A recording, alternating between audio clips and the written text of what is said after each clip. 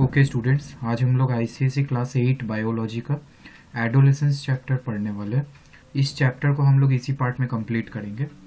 ICSE class 8 biology का अगर और भी चैप्टर्स आप देखना चाहते हैं तो उसका लिंक आपको डिस्क्रिप्शन में मिल जाएगा, आप जाकर देख सकते हैं। So let start.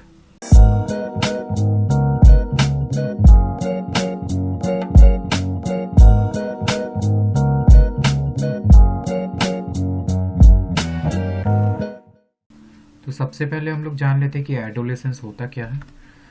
तो देखो, the phase between the childhood and adulthood is called adolescence. ठीक है, तो देखो एडोलेसेंस क्या है? It is the phase between the childhood and adulthood. ठीक है, तो जनरली जो एज है एडोलेसेंस का that is 10 and 19।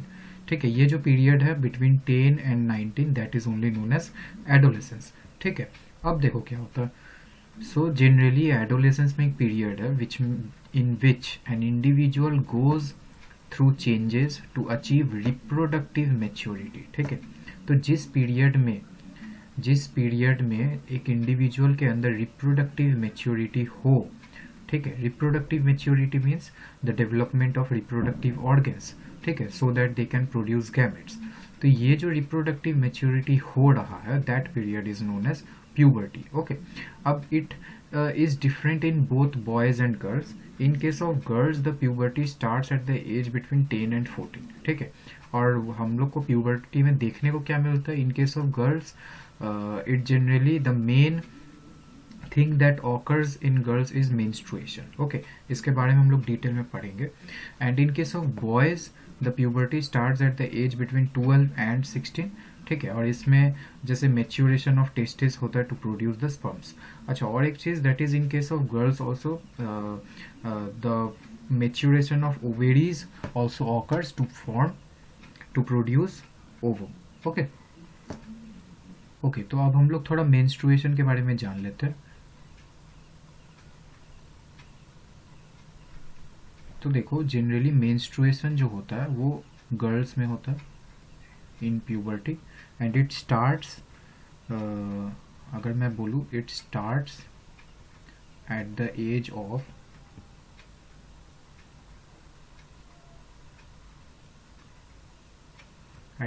Of around 13 years.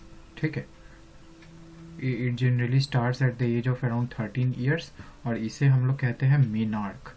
Okay, तो जो बिगनिंग ऑफ मेंस्ट्रुअल साइकिल है ना, the beginning of menstruation that is only known as menarche. Okay, और ये स्टॉप कब होता है? It stops at the age of around 45 years. Okay, stops at the age of around 45 years और उसे हम लोग कहते हैं menopause. Okay, menopause, pause mean stop. So ये था beginning and the stopping of menstruation. ठीक है, अब देखो मेंस्ट्रुएशन में होता क्या है। तो जनरली क्या होता है, जो ओवेरीज है ना, ओवेरीज, अगर मैं फीमेल रिप्रोडक्टिव ऑर्गन यहाँ पर ड्रॉ करूँ,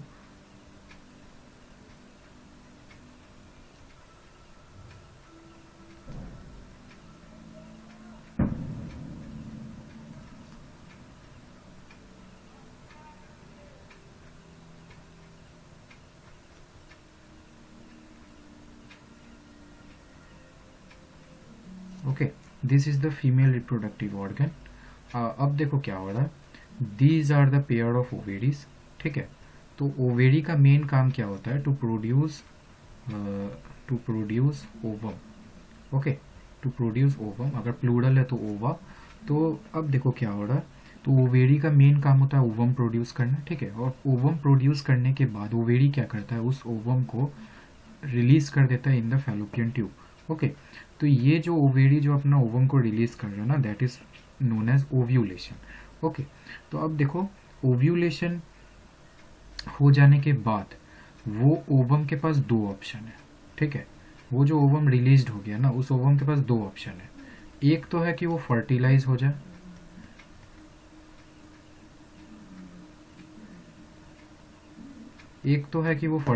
हो जाए और एक है कि वो नॉन फर्टिलाइज्ड ही रह जाए। ठीक है, तो देखो फर्टिलाइज्ड कब होगा? फर्टिलाइज तभी होगा जब स्पर्म ट्रैवल करके आए, ठीक है, जब स्पर्म ट्रैवल करके आएगा तभी फर्टिलाइजेशन होगा।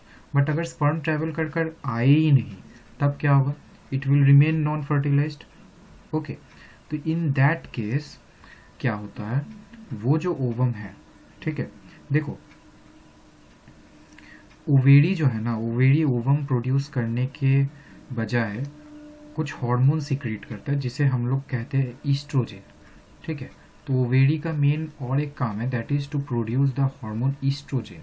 अब देखो ईस्ट्रोजन का मेन काम क्या है, ईस्ट्रोजन का काम है कि वो जो फीमेल रिप्रोडक्टिव ऑर्गन है ना, दैट इज द यूटेरस, ठीक है, इसे हम लोग यूटेरस कहते हैं। तो यूटेरस को ये प्रिपेयर करता है to receive the ovum, okay, और to receive the fertilized egg. तो देखो यूटेरस को कैसे प्रिपेयर करता है, यूटेरस जो है it becomes thickened, it becomes thickened, okay. तो यूटेरस जो है ये थिकेंड हो जाता है with the help of the hormone estrogen. अब देखो अगर फर्टिलाइजेशन हो ही नहीं तो क्या होगा, वो जो ओवम रिलीज हुआ वो ओवम इस यूटेरस का वो थिकेंड वॉल के साथ ही बाहर रिलीज हो जाएगा, ठीक है, in the form of bleeding discharge. तो इसी को हम लोग कहते हैं, इसी प्रोसेस को हम लोग कहते हैं मेंस्ट्रुएशन, ओके। अब देखो ये मेंस्ट्रुएशन जो है ये जनरली 2 से 5 डेज में रहता है, ठीक है, 2 से 5 डेज में होता है। और जब मेंस्ट्रुएशन कंप्लीट हो जाता है, कंप्लीट हो जाने के बाद फीमेल बॉडी फिर से नेक्स्ट राउंड के लिए प्रिपेयर करता है और उसमें उसे टाइम लग जाता है 28 से 30 डेज, ओके। तो ये पूरा साइकिल हर मंथ चलते रहता है और इसी को हम लोग कहते हैं menstrual cycle, okay. So this is very important physiological process in case of girls that happens in puberty, ठीक है। इसके रिलेटेड बहुत सारे क्वेश्चंस भी आते हैं तो आपको ये ध्यान में रखना होगा, ओके ओके। तो अब हम लोग देख लेते हैं कि सेकेंडरी सेक्सुअल कैरेक्टर्स में क्या क्या डेवलपमेंट हो रहा है। तो देखो सबसे पहले क्या हो रहा है, इंक्रीज इन हाइट,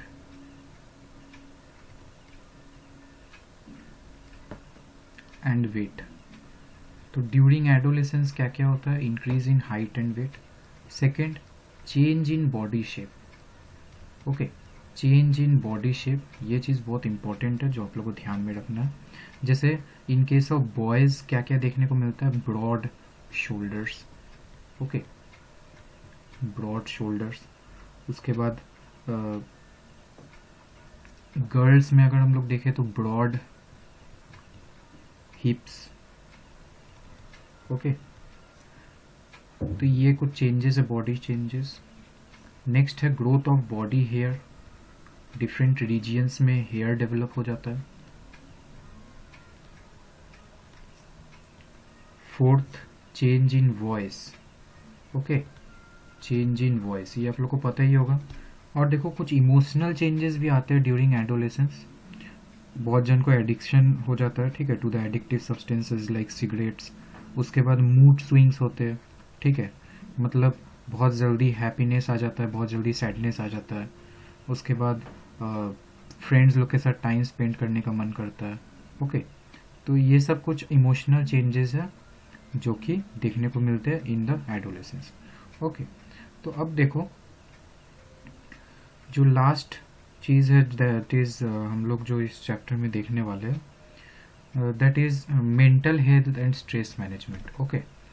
कि कोई भी स्ट्रेस जो हो रहा है, ठीक है, एडोलेसेंस में जो भी स्ट्रेस और मेंटल हेल्थ पे जो प्रेशर पड़ रहा है वो उसे कैसे हैंडल कर सकता है, ओके। तो फर्स्ट तो most important thing that is exercise, okay.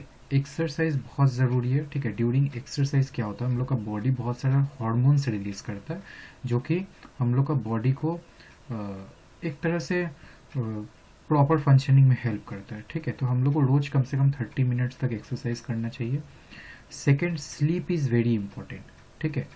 हम लोग को प्रॉपर स्लीप अगर नहीं मिलेगा तो हम लोग को बहुत ही स्ट्रेस फुल फील होगा, ओके। तो that's why sleep is very important. Third, that is yoga is also very important, okay. इससे हम लोग का बॉडी का फ्लेक्सिबिलिटी इम्प्रूव होता है। Fourth, meditation is very important, okay. रोज हम लोग को मेडिटेशन करना चाहिए so that to improve our mental health. Fifth, हम लोग को पॉजिटिव थिंकिंग रखना चाहिए. Okay, that is also very important. तो ये सब कुछ एस्पेक्ट्स थे which is important in order to keep our mental health good. Okay, इसी से हम लोग का ये चैप्टर फिनिश्ड हो चुका है. नेक्स्ट वीडियो में हम लोग नेक्स्ट चैप्टर स्टार्ट करेंगे. So thank you for watching. We will meet in the next video.